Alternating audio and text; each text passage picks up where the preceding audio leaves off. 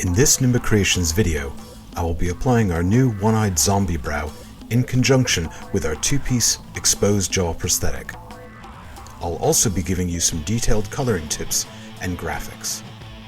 The first step is to use prosthetic adhesive to stick down the model's eyebrows so the prosthetic stays firmly in place. I'll apply the lower jaw piece first. I apply adhesive to the face where the lower jaw appliance will sit.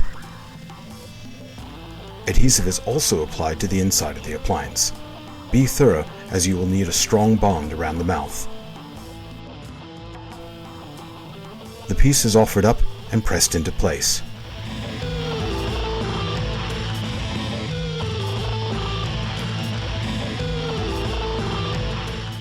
The edges are stuck down using a cotton swab. Make sure you don't fold the edges under. I want the upper jaw to go on last, so the brow prosthetic is next. Apply adhesive to the face where the prosthetic will go. Be sparing with the amount of adhesive around the eyes, as the skin is sensitive here. Once again, I also use adhesive on the inside of the appliance. The brow piece is offered up gently, so it can be repositioned if necessary.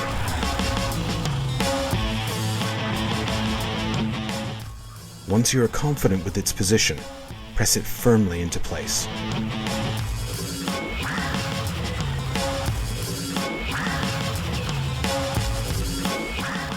Glue the edges of the appliance down well.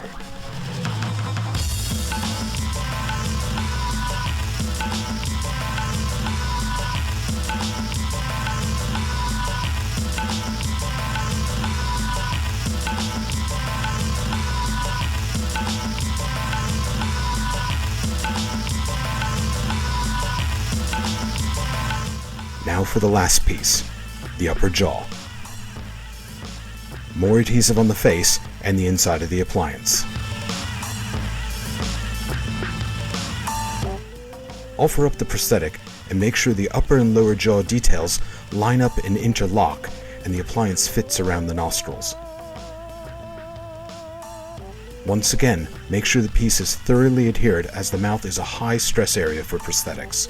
With the cotton swab, apply small amounts of gelatin blender to the fine edges of the appliance to blend them into the appliances beneath them and into the skin.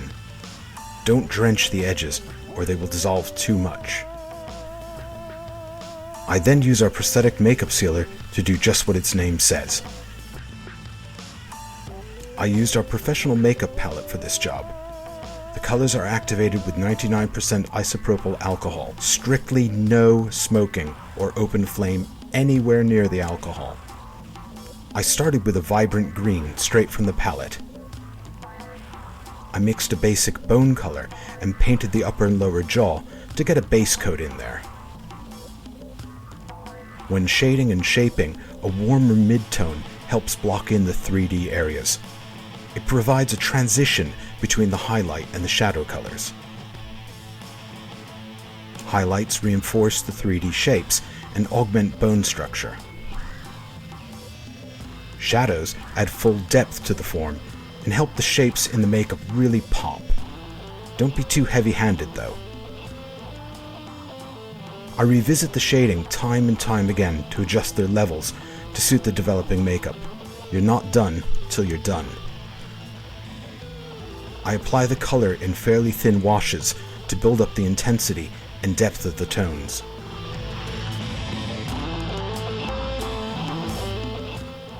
Let the shapes in the prosthetic and the way it fits on the actor's face be your guide.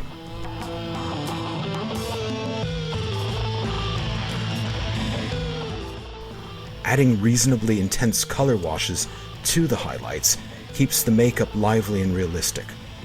Chalky white highlights look awful. Here I'm using a rich yellow-green wash to breathe in a bit of life. for lack of a better term.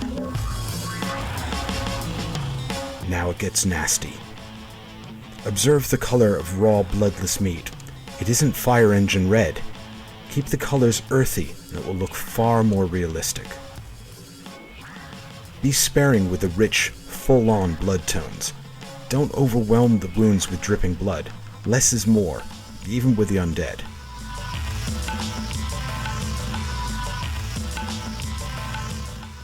Like with the shading, build up the details with layers of paint washes. Let it interact with the underlying color.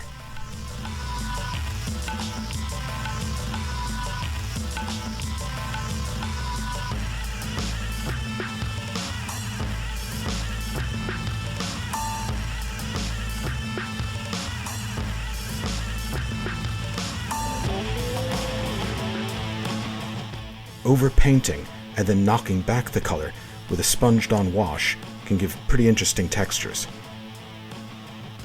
Get punchier with the details, keeping colors rich. You can always mute them down if you need to. Finally, pop in your deepest shadow colors, and your zombie should be springing to life after death.